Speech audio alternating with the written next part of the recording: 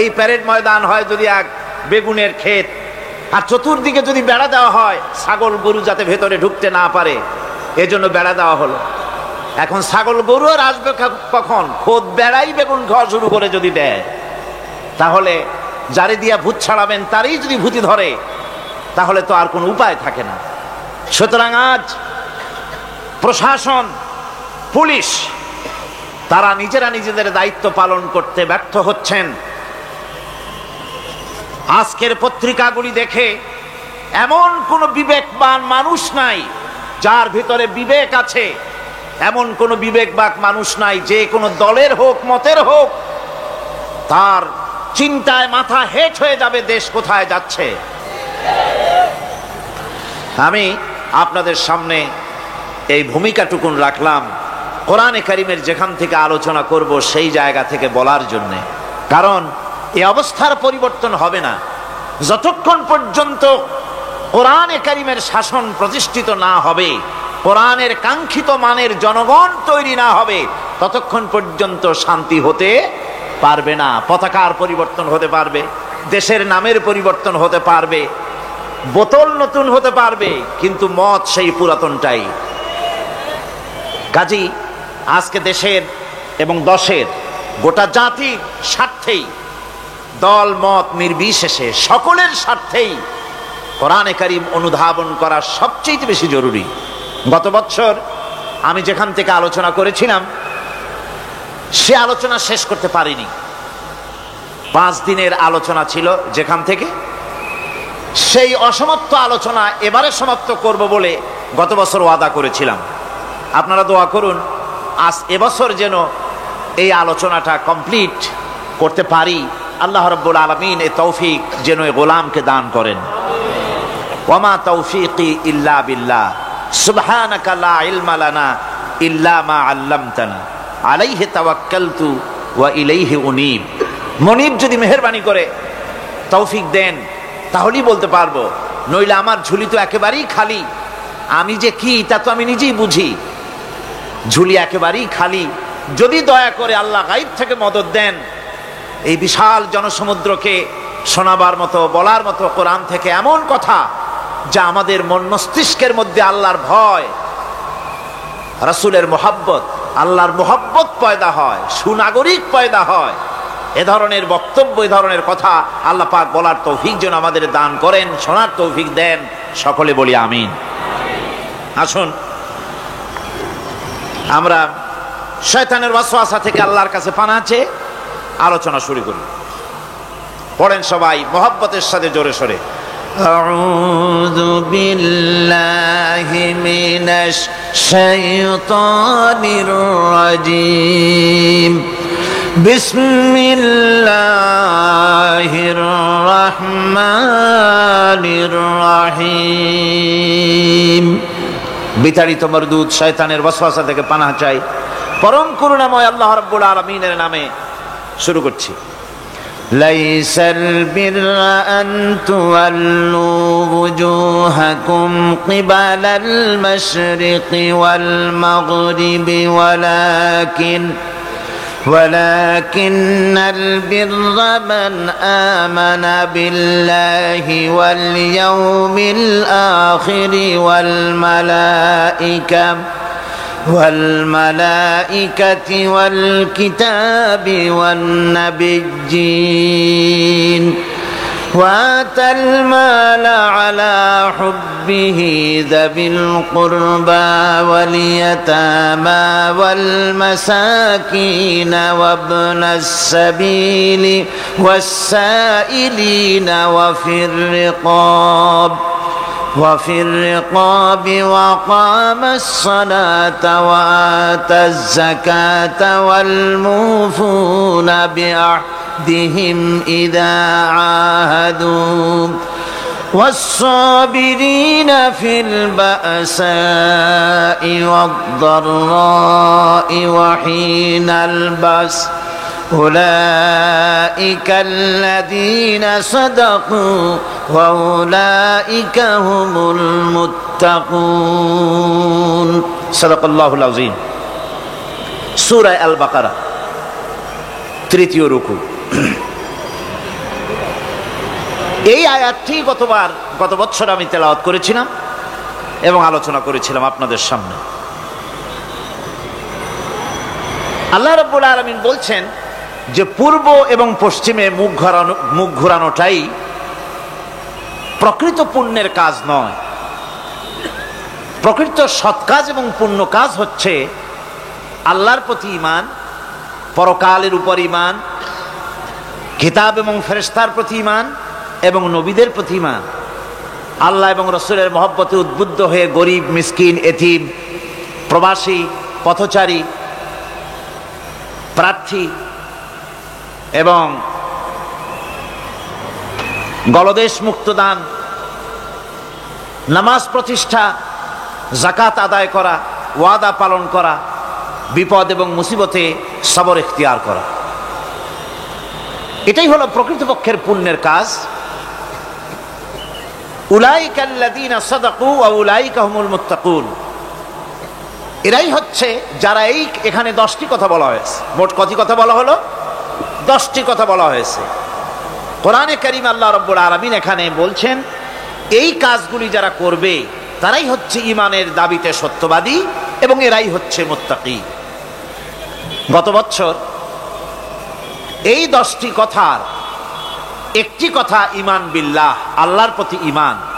সেই ঈমান বিল্লাহর উপরে আমরা আলোচনা করেছিলাম কয়দিন মনে আছে? 4 দিন। ঈমান বিল্লাহর উপরে আমরা 4 দিন আলোচনা করেছি, একটানা।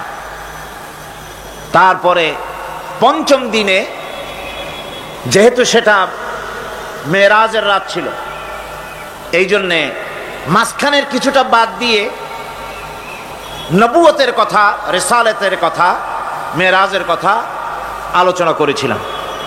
এবারে যেগুলি বাদ পড়েছিল গত বছর সেইগুলিকেই আলোচনা করা হবে ইনশাআল্লাহুল আজিজ। ঈমান বিল্লাহ তো আলোচনা হয়েছে, সে আলোচনা আপনারা শুনেছেন এবং এর হাজার হাজার ক্যাসেট ছড়িয়ে পড়েছে বিশ্বময়, আলহামদুলিল্লাহ। আজকের আলোচনা শুরু হচ্ছে পরকালের বিশ্বাসের কথা নিয়ে। পরকাল বলা হয় মৃত্যুর পরে যে জীবনটা, সেটাই হচ্ছে পরকাল। মানুষ যখন মারা যায় তখন বলা হয় যে লোকটি ইন্তেকাল করেছেন। ইন্তেকাল আরবি শব্দ, মুনতাকিল হওয়া, ট্রান্সফার হওয়া। আমরা একটা জগতে ছিলাম, আর একটা জগতে এসেছি এবং এখান থেকে আমরা আর একটা জগতে ফিরে যাব। যেখানে আমরা ছিলাম ওই জায়গার কোনো কাইফিয়াত আমাদের মনে নাই। ওইটার নাম হচ্ছে আলমে আরওয়াহ। বলুন তো ওইটার নাম কি? আলমে আরওয়াহ, রুহের জগৎ। রুহের জগৎ থেকে আমরা এসেছি আলমে আসবাবে, বস্তু জগতে এসেছি। এই বস্তু জগৎ থেকে আমরা ট্রান্সফার করব, আমরা বিদায় হব, আমরা মুনতাকিল হব, আমরা ইন্তেকাল করব, চলে যাব আর একটা জগতে। সেই জগতের নাম হচ্ছে আলমে বারজাখ। ওই জায়গাটা, ওই দেশটা কেমন তার কোনো কাইফিয়াত আমাদের জানা নাই। কোনো ব্যক্তি মরে যাওয়ার পর ফিরে এসে আমাদেরকে বলে নাই যে ওই জায়গাটা এমন, কবরটা এমন, কবরে গেলে এই হয়। এগুলি কেউ ফিরে এসে আমাদের বলেন নাই। আমরা যা জেনেছি সবটা ভাষা কিছুই জানি নাই। এই জায়গাটা কম সময়, খুবই কম। আর যে জায়গায় যাব সেই জায়গাটা অনেক লম্বা। যেখানে আসি সে জায়গাটা এতই ছোট। আজকে পত্রিকায় দেখলাম এক গায়ক, তিনি শিল্পকলা একাডেমিতে 1 সেকেন্ডের বিশ্বাস নাই। এই 1 সেকেন্ডের বিশ্বাস নাই, গান গাওয়া শেষ করতে পারে নাই, বাস দুনিয়া থেকে বিদায় হয়ে গেছে। তার গানটার প্রথম লাইনই ছিল 1 সেকেন্ডের বিশ্বাস নাই। এই গানটা গাইলেন তিনি, লোকেরা আনন্দ করলো, হাতের তালির রেশ ফুরাতে পারে নাই, এর ভেতরেই তিনি বিদায় হয়ে গেলেন। দুনিয়াটা এতই ক্ষণস্থায়ী, মানুষের জীবনটা এতই ক্ষণস্থায়ী, কচু পাতার ওপরের পানি, তারও তো কিছুটা স্থায়িত্ব আছে, টলমল করে। এই আছে, এই নাই। মানুষের জীবনও এর থেকেও খুবই ছোট্ট, আর দুনিয়াটাও খুবই ক্ষণস্থায়ী। আর যেখানে যাব ওই জায়গাটা এত বিরাট, এত ব্যাপক, যার কোনো সীমা নাই, যার কোনো শেষ নাই, অনন্তকাল কত বছর থাকতে হবে তার কোনো সীমানাও আমাদের জানা নাই, কত বছর থাকা লাগবে। মাওলানা রুম বলেছেন হিসাব আমার কাছে একটা আছে। বলে সেটা কি রকম? তিনি বলেছেন একটা হিসাব আমি জানি, তা হচ্ছে এই পৃথিবী ভরা যদি থাকে সরিষা, আকাশ পর্যন্ত উঁচা। মাওলানা রুম আলাইহির রাহমা তিনি বলছেন, আর সপ্ত আকাশের উপরে থাকে যদি একটি ছোট্ট পাখি, ওই পাখিটা পৃথিবীতে এসে একটা দানা নিয়ে যাবে, 7 আকাশের উপরে রাখবে, 70,000 বছর বিশ্রাম করবে, আবার আসবে আর একটা দানা নিয়ে গিয়ে 7 আকাশের উপরে রেখে 70,000 বছর বিশ্রাম করবে। মাওলানা রুম বলেন এমনি করে ওই পাখিটি 70,000 বছরের বিরতিতে একটা একটা দানা নিতে নিতে তামাম পৃথিবীর সমস্ত দানাগুলি যদি 7 আকাশের উপরে নেওয়া হয়েও যায়, তবুও আল্লাহ রাব্বুল আলামিন মানুষের জন্য যে পরকালের জীবন তৈরি করেছেন সেই জীবনের শেষ হবে না। কি বিশাল, কি জীবন যার কোনো শেষ নাই। শুধু বিচারের দিনটা হবে 50,000 সানা মিম্মা তাউদ্দুন। দুনিয়ার হিসাব মতে যে তোমরা গণো, এই গণনা মতে 24 ঘন্টার দিন, 7 দিনের সপ্তাহ, 30 দিনের মাস, 52 সপ্তাহের বছর, এইভাবে করে মাস দিন যেভাবে তোমরা গণনা করো, 50,000 বছর পৃথিবীর 50,000 বছর যত বড় লম্বা, কিয়ামতে শুধু বিচারের দিনটাই হবে এত বড় লম্বা। সুবহানাল্লাহ বিহামদিহি।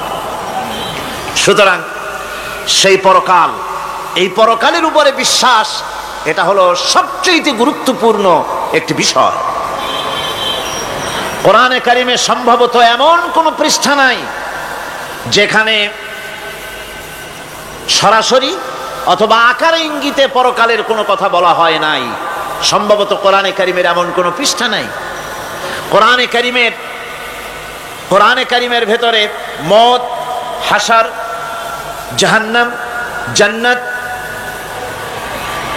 তারপরে সিরাত, মিজান, মানাজির কিয়ামত ইত্যাদি, অর্থাৎ মৃত্যুর পরের জীবন সম্পর্কে আল্লাহ পাক কোরআনে যা আলোচনা করেছেন তা যদি এক জায়গায় করা যায় তা অন্তত গোটা কোরআন শরীফের 1/3 10 পারার সমান হয়ে যাবে। এখন চিন্তা করেন বিষয়টা কতই গুরুত্বপূর্ণ, যার জন্য কোরআনে কারিমে এতটা বিরাট, কোরআনের 1/3 আল্লাহ পাক পরকাল সম্পর্কে আলোচনা করেছেন। খুবই গুরুত্বপূর্ণ বিষয়। এই পরকালের উপরে যারা ঈমান আনবে না, পরকালকে যারা বিশ্বাস করবে না, তাদের সম্পর্কে আল্লাহ পাক বলছেন, والذين كذبوا بآياتنا ولقاء الآخرة حبطت أعمالهم।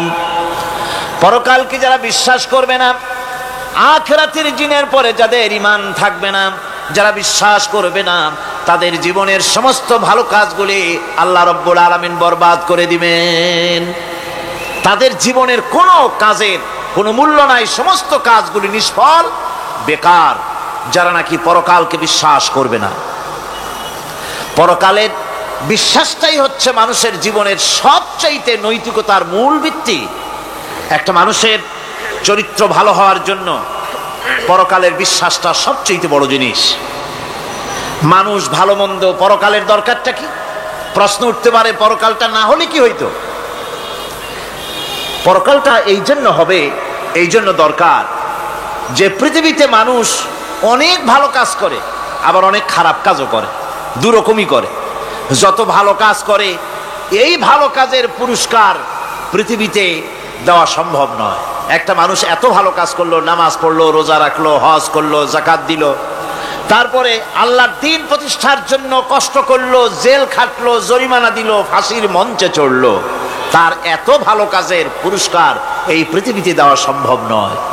এজন্য এমন একটা সময় দরকার যেখানে এগুলি, এই বিরাট একটা লম্বা সময় তাকে পুরস্কার দেওয়া যায়, সেজন্য পরকালের প্রয়োজন।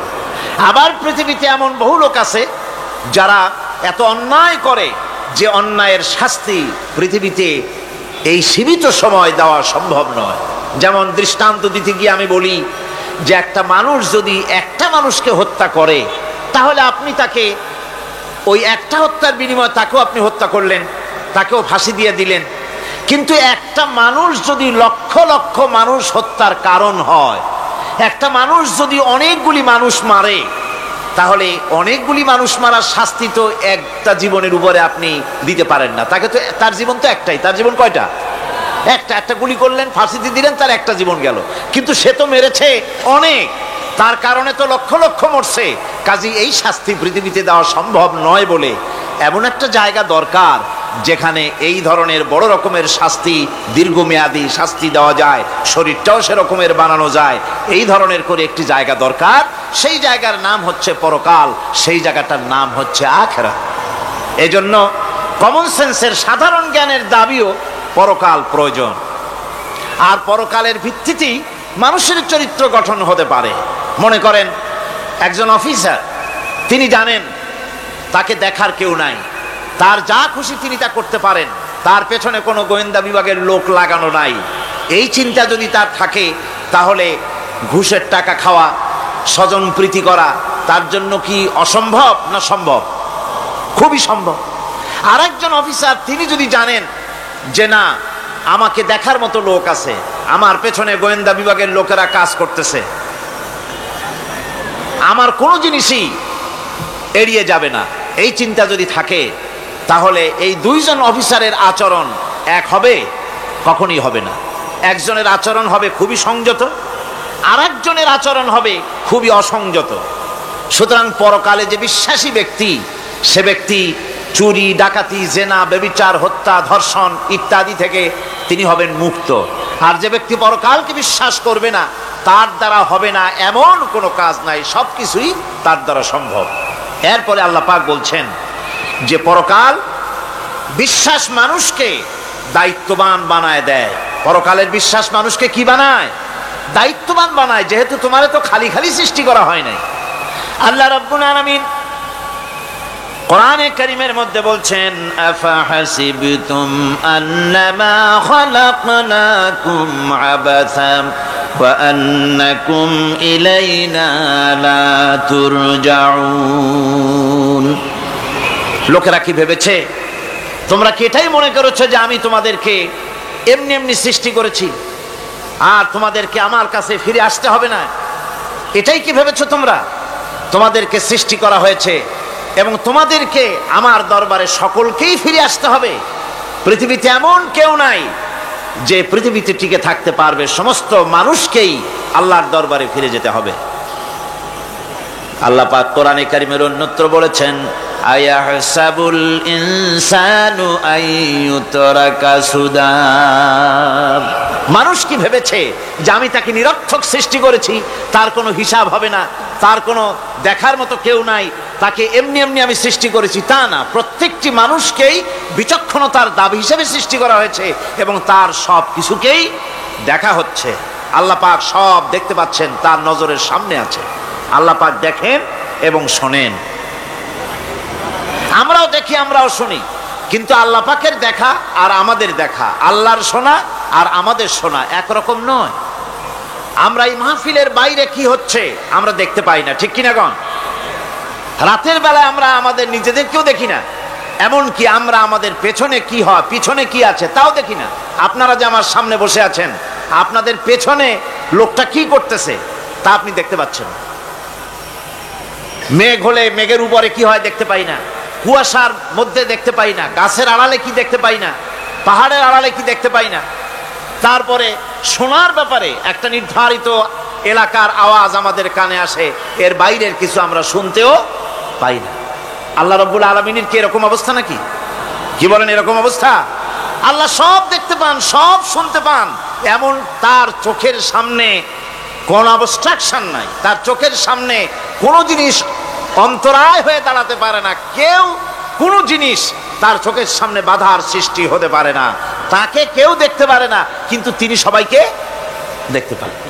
লা তুদরিকুহুল আবসার,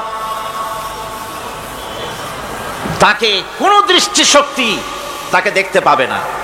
সমস্ত দৃষ্টি শক্তিকে তিনি দেখবেন, কিন্তু তাকে কেউ দেখতে পারবে না। সুবহানাল্লাহ ওয়া বিহামদিহি। সুতরাং তিনি সব দেখেন এবং সবই শোনেন। এই বিশ্বাস মানুষকে দায়িত্ববান বানায়। এই বিশ্বাস মানুষকে কি বানায়? জোরে গান, দায়িত্ববান বানিয়ে দেয়। আল্লাহ রাব্বুল আলামিন বলছেন, আয়াহসাবু আল্লান ইয়াকদিরা আলাইহি আহাদ ইয়াকুলু আহলাকতু মালান লুবাদা আয়াহসাবু আন লাম ইয়ারাহু আহাদ। মানুষ কি ধারণা করেছে তার উপরে কারো কোনো ক্ষমতা চলবে না? সে বলে আমি অনেক ব্যয় করেছি, আর সে ভেবেছে তাকে দেখার মতো কেউ নাই। আল্লাহ পাক বলেন দেখার জন্য অবশ্যই একজন আছেন, তিনি হচ্ছেন আল্লাহ রাব্বুল আলামিন। কে দেখতে পান? জোরে সরে বলেন, কে দেখতে পান? আল্লাহ পাক সব দেখেন, সব শোনেন। এমনকি সমুদ্রের অতল তলদেশে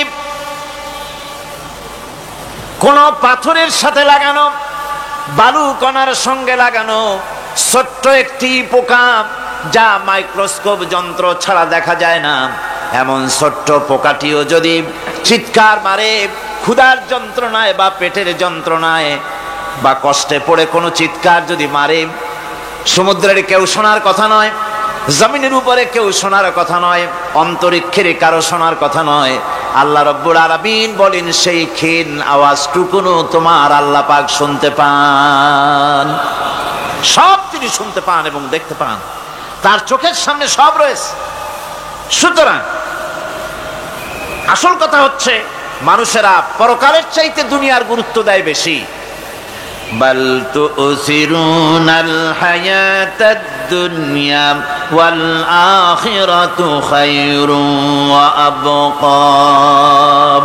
তোমরা পার্থিব জীবনকে অগ্রাধিকার দিয়েছো, আর পরকাল হচ্ছে উত্তম এবং স্থায়ী। পরকাল হচ্ছে উত্তম। পৃথিবী একটা নিকৃষ্ট জায়গা, একটা ছোট্ট জায়গা পৃথিবী। এটার আরবি হচ্ছে কি বলুন তো? পৃথিবীর আরবি কি? দুনিয়া। এটাকে দুনিয়া, দুনিয়া শব্দটা এসেছে আদনা শব্দ থেকে, তুচ্ছ, নিকৃষ্ট, এটার কোনো দাম নাই। আর এই জন্য হাদিস শরীফে এসেছে যে এই পৃথিবীর মূল্য যদি আল্লাহর কাছে মশার দানা তুল্য যদি হতো, তাহলে কাফেরকে এক ঢোক পানি আল্লাহ পাক গিলতে দিতেন না। আল্লাহর দৃষ্টান্তটা, হাদিস শরীফের দৃষ্টান্তটা লক্ষ্য করেছেন?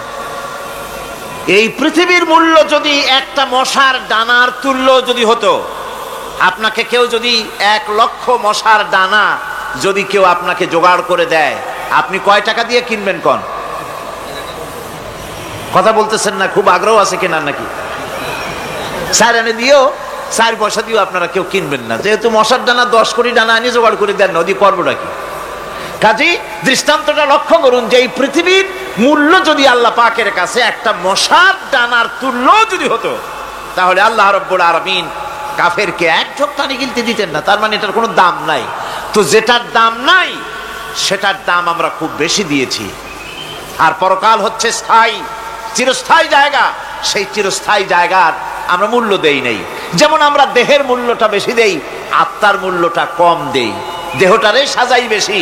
এই দেহটার জন্য দেখছেন অবস্থা, শীতকালে কত ক্রিম মাখে, পায়ে ভ্যাসলিন মাখে, মুখে ক্রিম মাখে, হাতে জেলি মাখে, তারপরে ঠোঁটে আরো কিছু মাখে, এরপরে এতগুলি মাইখা তারপরে জামা কাপড় সেন্ট আতর কত কিছু সমানে মাখতে থাকে শরীরের জন্য, এত যত্ন।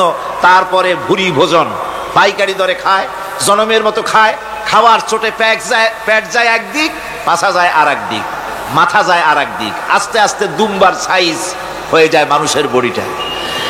যেই শরীরটার কোনো দাম নাই, কোনো মূল্য নাই। আপনারা আচ্ছা, আপনারা সত্য করে বলেন দামটা কার? শরীরের দেহের দাম বেশি না আত্মার দাম বেশি? কোন তো কোনটার দাম? কার দাম? আত্মাটার দাম বেশি। এটা মুখ দিয়ে বললেন, কিন্তু আসলে মনের কথা হইলে আত্মারে আপনারা কিছু খাইতে দিতেন। আত্মাকে তো কিছু খেতে দেওয়া হয় না। দেহটারই আত্মাটার দাম যদি বেশি না হবে, মানুষ মরে গেলে পরে যায়টা কি?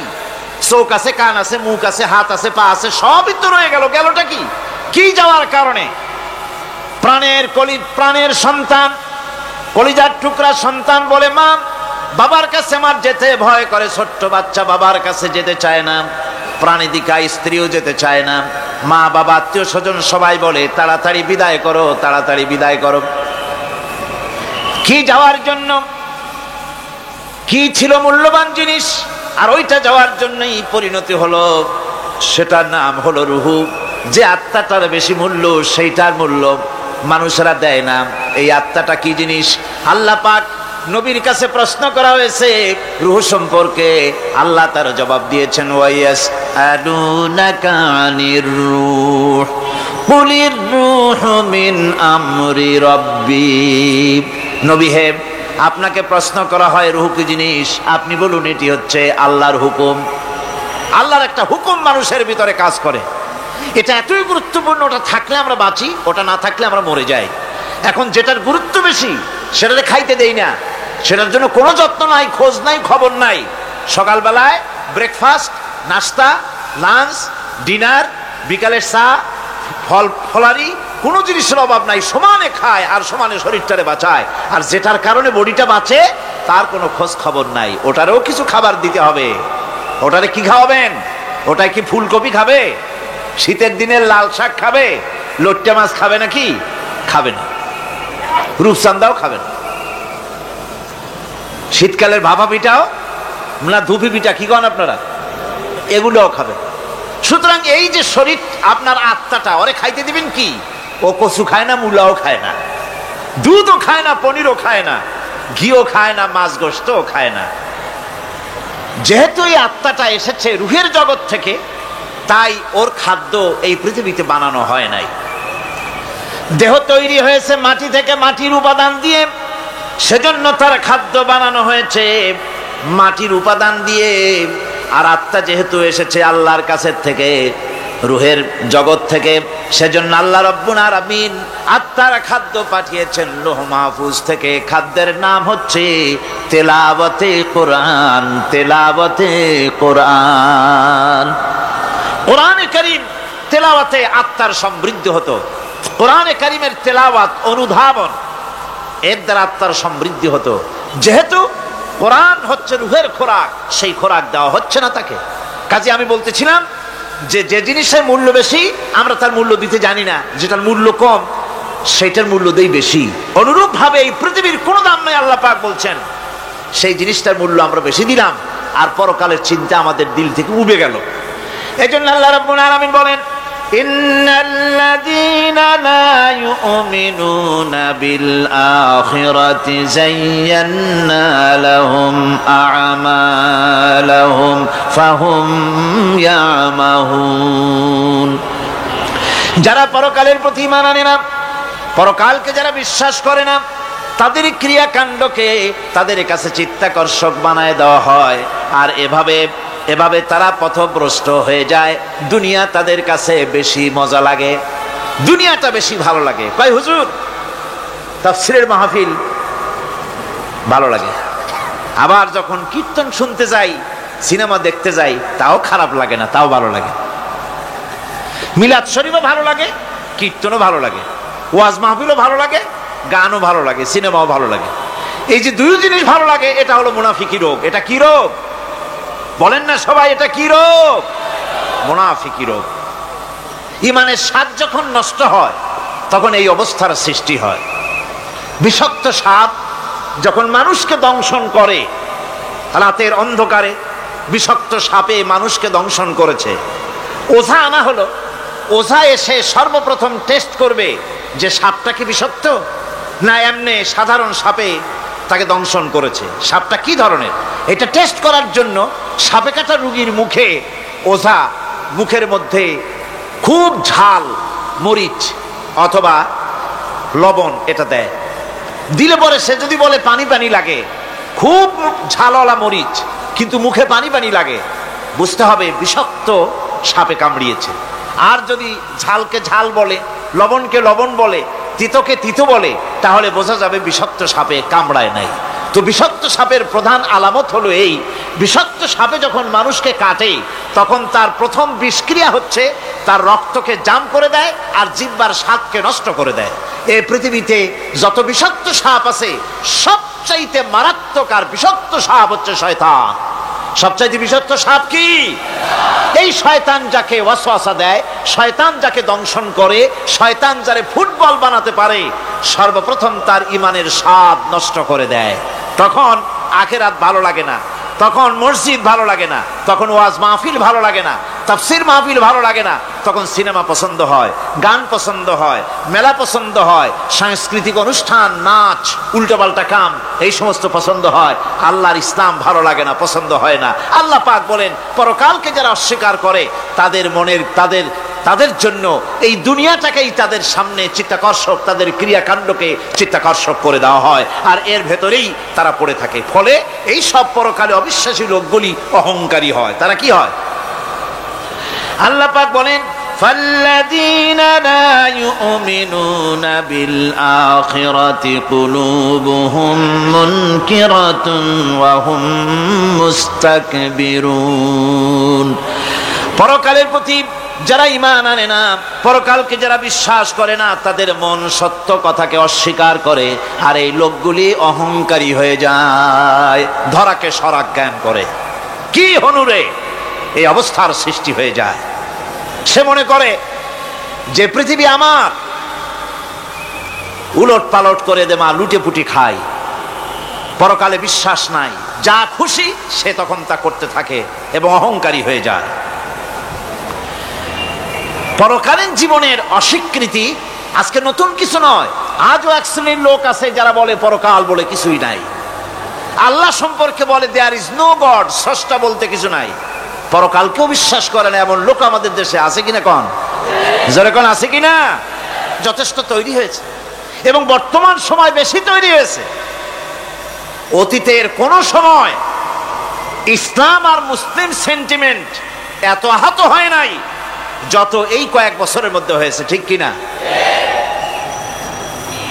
পরকালকে অস্বীকার করেছে, কোরআন শরীফকে আগাগোড়া সংশোধনের কথা বলেছে, আল্লাহকে মিথ্যাবাদী বলেছে। নাউজুবিল্লাহ পড়েন না কেন? নাউজুবিল্লাহি মিন যালিক। আল্লাহকে মিথ্যাবাদী বলা হয়েছে, কোরআনের সংশোধনের দাবি উঠেছে, মাদ্রাসার ভেতরে ডাকাত দুষ্ট পয়দা হয় বলা হচ্ছে।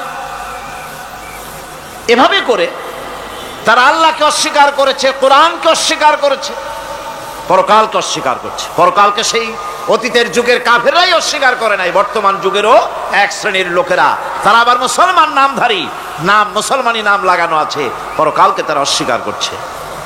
এদের ভিত্তি হচ্ছে এই,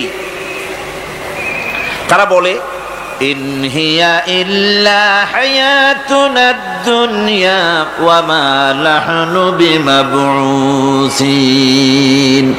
তারা বলে এই দুনিয়ার জীবনটাই একমাত্র জীবন, এই দুনিয়ার জীবনই হলো একমাত্র জীবন, আমরা আর উঠবো না পরকালে, পরকাল বলে কিছুই নাই, পরকাল বলে কোনো জিনিস নাই, আমাদেরকে কিয়ামতে আল্লাহর দরবারে ওঠা লাগবে না। সুতরাং তারা ওমর খৈয়ামের মুরিদ হয়ে যায়। তারা বলতে থাকে, এই বেলা ভাই মদ খেয়ে নাও, কাল নিশীতের ভরসা কই, চাঁদনি জাগিবে যুগ যুগ ধরি, আমরা তোমার রবনা সই। যত পারো মদ খাও, নগদ যা পাও হাত পেতে নাও, বাকির খাতায় শূন্য থাক। দূরের বাদ্য কি লাভ শুনে, মাঝখানে যে বেজায় ফাঁক। কোথায় কিয়ামত আর কোথায় পরকাল, কোথায় বিচার, কোথায় হাসর, কোথায় সিরাত, কোথায় মিজান, আর মাঝখানে টাটকা সুখগুলো ছাড়িয়ে দেবে একটা কথা, মাঝখানের এই টাটকা সুখগুলি গ্রহণ করো, মজা করো। এই সব শিক্ষা দেওয়া হয় ওই সেকুলার শিক্ষা ব্যবস্থার মাধ্যমে কলেজে এবং বিশ্ববিদ্যালয়গুলিতে, যার কারণে পরকালের বিশ্বাস নাই বলে এমন কোনো কাজ নাই যা তারা করতে পারে না। এই মাত্র কয়েক মাস দেড়েক আগে রাজশাহী ইউনিভার্সিটিতে যে কাণ্ডটা ঘটে গেল, মনে আছেন আপনাদের? পত্রপত্রিকায় আপনারা পড়েছেন, এবং আমি রাজশাহীতে গিয়ে সেখানের প্রত্যক্ষদর্শী যারা দেখেছে তাদের মুখে শুনেছি, শিক্ষাবর্ষ সমাপন করেছে যে সব ছাত্র ছাত্রীরা, তারা র্যাগ ডে উদযাপন করছে। র্যাগ ডে উদযাপন যেদিন করবে সেই দিনে তারা উচ্ছৃঙ্খল কাপড় চোপড় পরেছে, ছেলেরা এবং মেয়েরা উভয়, এমন ভাবে কাপড় পরেছে যে কাপড় দ্বারা তারা শরীরের গোপন অঙ্গগুলি দেখা যায়। এরপরে আজে বাজে চিৎকার দিয়েছে, আজে বাজে স্লোগান দিয়েছে, গাধার মতো, কুকুরের মতো, শিয়ালের মতো তারা ডেকেছে। আমি বুঝি না চিন্তাধারা কেমন দেউলিয়া হয়ে গেল। শিক্ষাবর্ষ বিশ্ববিদ্যালয়ের সর্বোচ্চ শিক্ষাঙ্গন থেকে লেখাপড়া শেষ করে বেরোচ্ছে, যাওয়ার সময় তারা বিশ্ববিদ্যালয় থেকে কুকুরের ডাক দিল, শিয়ালের ডাক দিল, ছাগলের ডাক দিল। কি প্রমাণ করতে চাইলো? যে 16 বছর লেখাপড়া করে বিশ্ববিদ্যালয়ের অঙ্গন পেরিয়ে গোটা জাতির জন্য ছাগল হয়ে আমরা আবির্ভূত হচ্ছি, অথবা কুকুর গরুর ভূমিকায় আমরা আবির্ভূত হচ্ছি। নাউযুবিল্লাহি মিন যালিক। এরপরে মিছিল শেষ করলো, সন্ধ্যাবেলায় শুরু হলো সাংস্কৃতিক অনুষ্ঠান। বিদ্যুৎ কর্তৃপক্ষের সঙ্গে বোধহয় লাইন করা ছিল। সন্ধ্যা 7:30টার সময় মঞ্চ তৈরি আছে, গান হচ্ছে, আনন্দ ফুর্তির শেষ নাই। সামনে সব মেয়েরা বসা, যারা দিনের বেলা ওই ধরনের কাপড় চোপড় পরে ছেলেদেরকে উস্কায়েছে, ছেলেগুলিও তাদেরকে উস্কায়েছে। মাঝখানে তারা বসা, চতুর্দিকে ছেলেরা দাঁড়ানো। হঠাৎ করে লাইট বন্ধ হয়ে গেল, বিদ্যুৎ চলে গেল। এখন সাংস্কৃতিক অনুষ্ঠান কি কায়দায় হচ্ছে, কত প্রকার হচ্ছে, কিভাবে হচ্ছে? নাউযুবিল্লাহি মিন যালিক। পুলিশেরা বলেছে বিদ্যুৎ যখন এলো, মেয়েগুলিকে অনেক মেয়ে পাওয়া গেছে, কাপড় নাই, পেটিকোট নাই, উলঙ্গ। তাদেরকে ধরে ধরে উঠানো হয়েছে হোস্টেলে। পরের দিন সকালবেলায় মাঠ ভর্তি ভাঙা কাচের চুড়ি, ভ্যানিটি ব্যাগ, চশমা, কাপড় চোপড় ছিড়িয়ে ছড়িয়ে চতুর্দিকে পড়ে আছে। এই হলো শিক্ষা। নাউযুবিল্লাহি মিন যালিক। আমি কসম করে বলতে পারি, বিশ্ববিদ্যালয়ে যদি কোরআন শরীফের তাফসীর পড়ানো হতো, হাদিস শরীফ যদি পড়ানো হতো, কেউ কেউ বলবেন কোরআন হাদিস তো পড়ানো হয়, বিশ্ববিদ্যালয় কলেজে পড়ানো তো হয়। আমি তো জানি সিলেবাসে 10টা 5টা হাদিস আছে, 2-4 লাইন কোরআন শরীফ আছে, এর কোনো মানে নাই। মাদ্রাসায় যেমন পড়ানো হয় 30 পারা কোরআনের তাফসীর, রাসূল করিম সাল্লাল্লাহু আলাইহি ওয়াসাল্লামের হাদিস যেমন পড়ানো হয়, এইভাবে করে যদি বিশ্ববিদ্যালয়ে কোরআন হাদিস পড়ানো হতো, আল্লাহর কসম বাংলাদেশের বিশ্ববিদ্যালয়গুলি গোটা জাতিকে চোর, গুন্ডা, বদমাশ, ডাকাত উপহার দিত না, উপহার দিত শাহজালাল।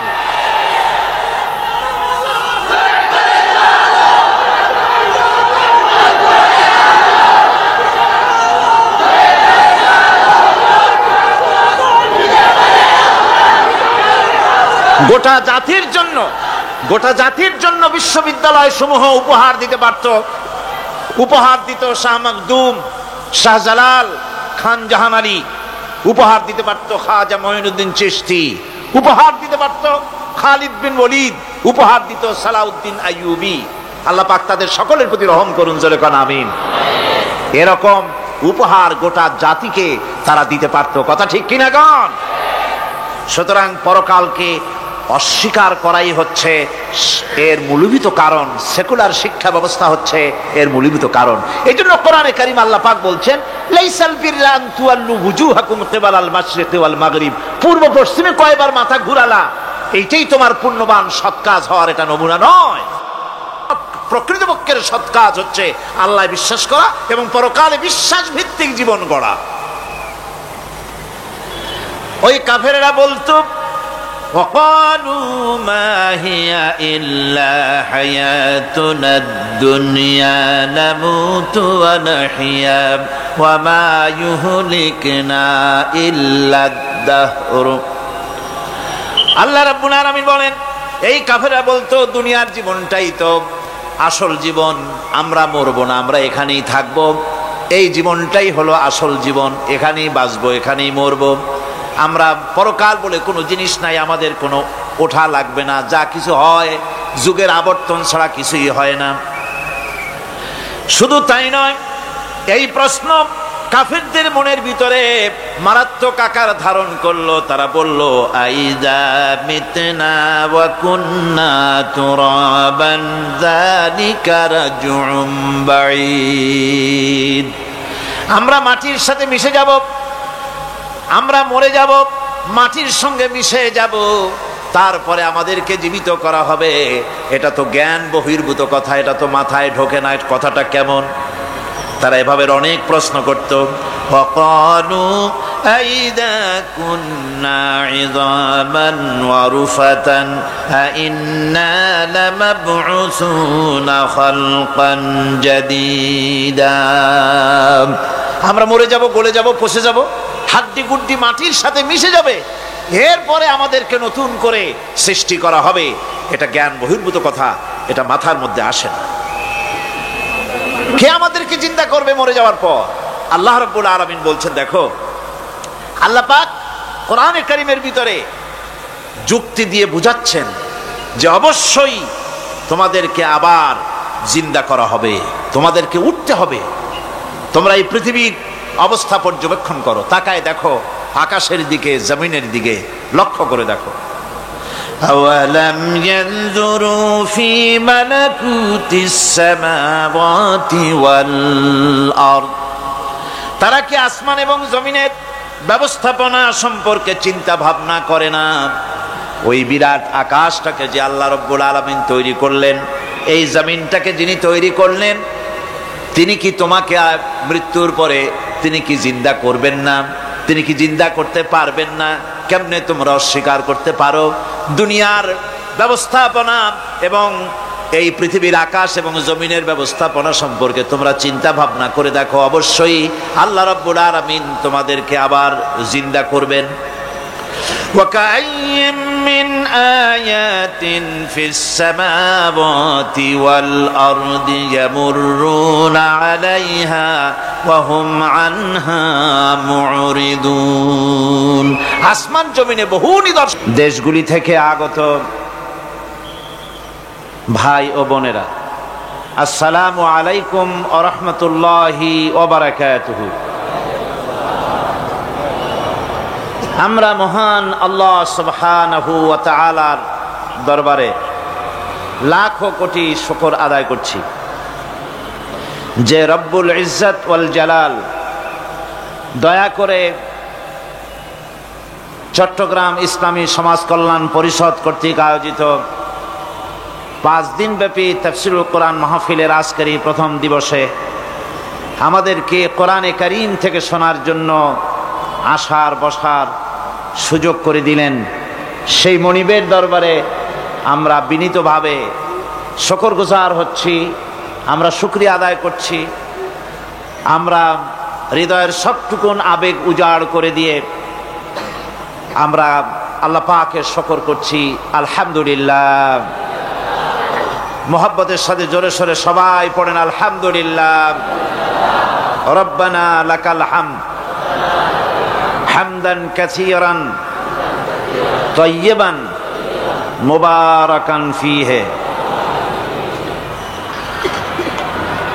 আল্লাহ পাকের দরবারে আমরা শুকরিয়া আদায় করছি যে চট্টগ্রাম তাফসীরুল কোরআন মাহফিল বিগত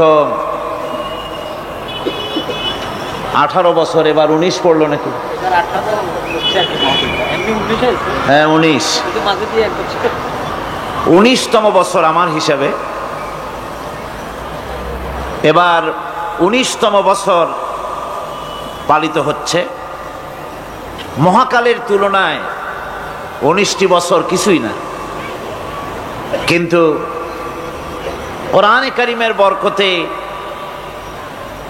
চট্টগ্রাম তাফসীরুল কোরআন মাহফিল এবারটা নিয়ে 19 বছরে পদার্পণ করলো এবং এর মাধ্যমে অসংখ্য মানুষের মন মস্তিষ্কের ভেতরে কোরআনে কারীমের আজমত, কোরআনে কারীমের মোহাব্বত, কোরআনে কারীমকে অনুসরণ করার, কোরআনে কারীমের রাষ্ট্র পরিচালনার জন্যে যোগ্যতা, তৌফিক আল্লাহ পাক তার বান্দাদের মধ্যে দিয়েছেন। এবং চট্টগ্রাম তাফসীরুল কোরআন মাহফিল আল্লাহ পাকের পক্ষ থেকে কোরআনের বরকতে এক আম মকবুলিয়ত হাসিল করেছে। এটা কোরআনে কারীমের বরকত, আর কিছুই না। আমরা কোরআনে কারীমের আলোচনা শুনতে এসেছি আজকে এমন এক সময় যখন গোটা পৃথিবী গোটা বিশ্বে মুসলমানরা সবচেয়ে বেশি নির্যাতিত, গোটা বিশ্বের মুসলমানেরা সবচেয়ে বেশি নির্যাতিত, নিগৃহীত। Bosnia, Chechnya, Eritrea, Somalia, Philippines, Burma, Kashmir, গোটা পৃথিবীর সর্বত্র মুসলমানেরা আজ সবচাইতে বেশি নির্যাতিত, অবহেলিত, ঘৃণিত, নিন্দিত, নিগৃহীত হচ্ছে। আজকে বিশ্বব্যাপী মুসলমানদের উপর এই যে আযাব এবং গজব এসেছে, এর একমাত্র কারণ কোরআনে কারীম থেকে দূরে সরে যাওয়া। মহাকবি আল্লামা ইকবাল কি সুন্দর করেই না বলেছেন, वो ज़माना में मुअज़्ज़ज़ थे मुसलमान होकर, वो ज़माना में मुअज़्ज़ज़ थे मुसलमान होकर, और तुम खार बने हो तारिके कुरान होकर। সে যুগে তো মুসলমানেরা কোরআনকে সম্মান করার কারণেই তাদের মর্যাদা বেড়েছিল, বিশ্বব্যাপী তাদের বিজয় কেতন উড়েছিল, গোটা বিশ্বের অর্ধেকটা পৃথিবী তাদের করতলগত হয়েছিল, দুনিয়া তাদেরকে সালাম করত, সম্মান করত।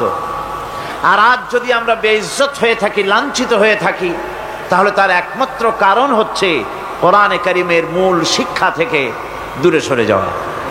এ কারণেই আজ আমাদের উপরে আযাব এবং গজব এসেছে।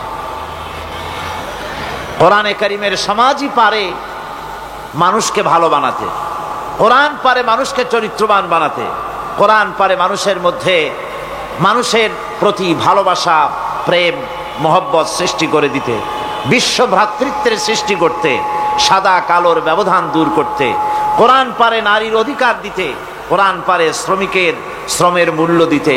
কোরআনের সমাজ পারে গোটা বিশ্বের ভিতরে দল, মত, জাতি, ধর্ম নির্বিশেষে গোটা বিশ্ববাসীকে একই পরিবারভুক্ত করে দিতে পারে, শান্তিপূর্ণ একটি পরিবেশ সৃষ্টি করে দিতে পারে কেবলমাত্র কোরআন, একমাত্র কোরআন, শুধুমাত্র কোরআন। ঠিক কিনা বলুন?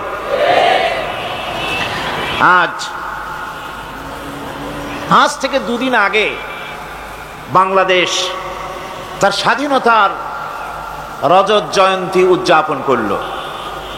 স্বাধীনতার 25টি বছর আমরা অতিক্রান্ত করলাম, 25 বছরে পদার্পণ হলো, এর রজত জয়ন্তী উদযাপিত হলো। একটি দেশ তার পতাকার পরিবর্তন এবং সে দেশের নামের পরিবর্তনে দেশের জনগণের ভাগ্য বদলায় না। আমি আবার বলছি, একটি দেশের পতাকার পরিবর্তন এবং সে দেশের নামের পরিবর্তনে দেশের জনগণের ভাগ্য বদলায় না। যতক্ষণ পর্যন্ত কোরআনের শাসন প্রতিষ্ঠিত না হবে, ততক্ষণ পর্যন্ত দেশ এবং জাতির ভাগ্যের কোনো পরিবর্তন ঘটবে না। বিগত 25 বছরে আমরা কি পেলাম তা খতিয়ে দেখার প্রয়োজন রয়েছে। স্বাধীনতা অর্জন করা যত কঠিন, স্বাধীনতার সার্বভৌমত্বকে টিকিয়ে রাখা তার থেকেও বেশি কঠিন। বিগত বছরগুলিতে জাতি কি পেল? স্বাধীনতার 25 বছর এ জাতি, এ দেশ পেল কি? আমি যা হিসাব করেছি তা হিসাব করে আমি যে সিদ্ধান্তে পৌঁছেছি, দেখুন আপনারা তার সাথে একমত হতে পারেন কিনা। আমার মনে হয় বিগত 25 বছরে আমরা যা পেয়েছি, তাহলে দেশে অসংখ্য হাইজাকার পেয়েছি, অসংখ্য সন্ত্রাসী পেয়েছি, মুনাফাখোর পেয়েছি, চোরাকারবারি পেয়েছি, চোর পেয়েছি, ডাকাত পেয়েছি, লুটেরা পেয়েছি, নারী হত্যাকারী পেয়েছি, অগ্নিসংযোগকারী পেয়েছি, আর গোটা দেশের সমস্ত বিশ্ববিদ্যালয়গুলিকে রণাঙ্গন হতে দেখেছি। কলেজগুলি, বিশ্ববিদ্যালয়গুলি আজ রীতিমতো এক রণাঙ্গন, মিনি ক্যান্টনমেন্টে পরিণত হয়েছে। শান্তি আজ কোথাও নাই। তাই আমি বলি, আমার মনে হয় যেন শান্তি কোনো এক ব্যক্তির নাম ছিল, বেচারা শান্তি মরেছে, ওর বাবাও মরেছে, ওর মায়েরও কুলখানি আর চল্লিশা সব শেষ হয়ে গেছে। এখন আর শান্তির বাড়িতে বাতি জ্বালাবার মতো কেউ নাই। এই যে দুরবস্থার সৃষ্টি হলো গোটা বাংলাদেশ জুড়ে, ব্যক্তিতে, পরিবারে, সমাজে, বাজারে, ঘাটে, রাজনীতিতে, না কোথায়। জন্ডিস শুধু এরশাদ সাহেবের হয় নাই, জন্ডিস আক্রান্ত হয়েছে বাংলাদেশের সমস্ত রাজনীতির অঙ্গনে। দেশের স্কুলগুলি, কলেজগুলি মারামারির এক বিরাট আখড়ায় পরিণত হয়ে গিয়েছে। যারা রক্ষক তারাই যদি হয় ভক্ষক, এর চাইতে দুঃখের আর কিছুই হয় না। মনে করেন